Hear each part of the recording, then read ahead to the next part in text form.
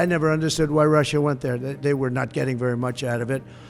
But now their time is taken up with Ukraine, and we'd like to get them to stop on Ukraine, and Ukraine stop also.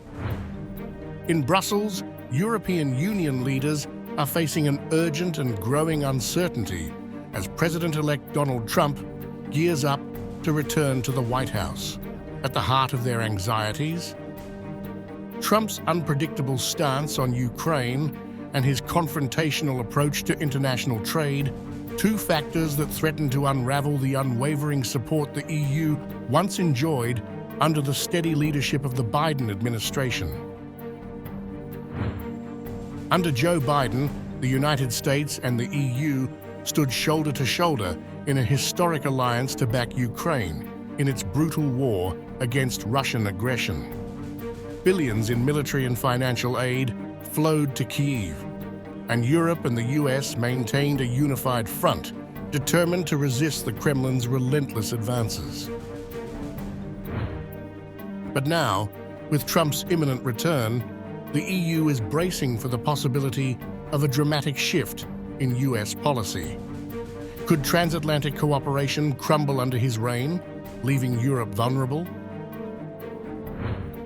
Trump has made his position clear. He wants this war over, fast. He's urged Ukrainian President Volodymyr Zelensky to strike a deal directly with Russian President Vladimir Putin, raising fears that Ukraine might be forced to cede precious territory. While Trump remains vague on the details, his provocative rhetoric has left EU leaders fearing the worst. Today, as Zelensky meets with European leaders, the stakes are higher than ever. The message from Brussels is loud and clear. The EU will stand firm with Ukraine for as long as it takes, no matter what happens in Washington. Very much high on the agenda is to make sure that the president, his team, Ukraine are in the best possible position one day, when they decide so, to start the peace talks. And that means that we have to do everything now to make sure that when it comes to air defense, when it comes to other weapon systems, that we make sure that we provide whatever we can. We know your request, Volodymyr, to make sure that I think it is 19 systems are delivered to Ukraine to protect the critical infrastructure. So this will all be on the agenda, plus how to make sure that when peace comes, one day that we also think about the economy of Ukraine now, but also after a future peace deal. But the EU is sending a defiant message to Trump. Any decision on Ukraine's future must include Kyiv, and any negotiation must respect the core principles of sovereignty and territorial integrity. As Russia occupies nearly 20% of Ukrainian territory and continues its advances, the EU knows this. Any weakening of US support could give Moscow the upper hand, threatening Ukraine's efforts to reclaim its land, and perhaps even its future. Meanwhile, as the EU rallies behind Ukraine, another storm brews over trade. Trump's hardline stance on trade could send shockwaves through Europe's economy. In his first term, he imposed tariffs on European goods, pressuring the EU to buy more American products. Now Trump is warning the EU that a big price awaits if they don't toe the line on trade. The fear of a trade war looms large. Under Biden, EU-US trade relations were relatively stable, built on shared values and cooperation.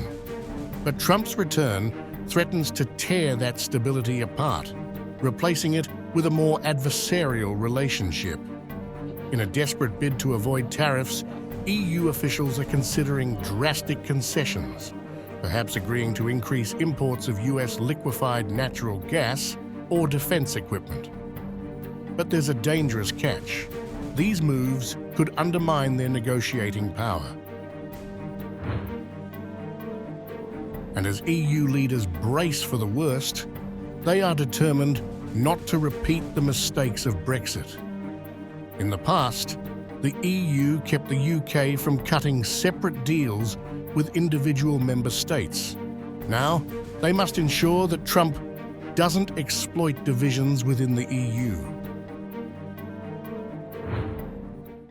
The US might try individual negotiations, but so far I have not seen countries falling for that. At the heart of these discussions, Zelensky is focused on securing guarantees for Ukraine's security, both today and in the future. With NATO membership still a point of contention, Zelensky aims to reinforce Ukraine's need for stronger international backing and coordination. I think it's a very good opportunity to speak about security guarantees for Ukraine for today and for tomorrow, as you said. Well, almost everything said. But it's really very important that to use these 2 days in Brussels to meet with all our partners and to have the same, what is very important, not divided, the same joint position of Europe. How to secure Ukraine, how to strengthen us, our people, citizens, civilians, and of course to do stronger our army, which is very important. And of course you said about the priority, the winter, and of course it's about air defense, about the systems, the number of such systems is very important for us. So we already had a meeting with President Macron, and a little bit later we will have a meeting with other leaders. Tomorrow we will share all our messages with all the EU leaders. So thank you so much.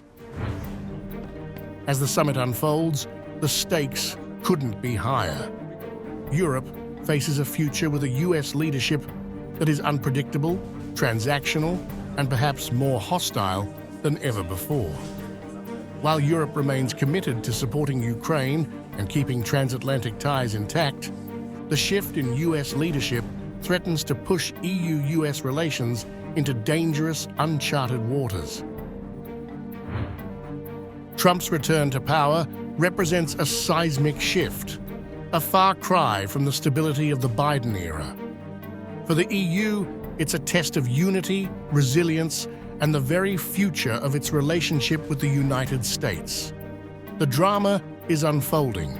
The stakes, nothing less than the fate of Europe and perhaps the world.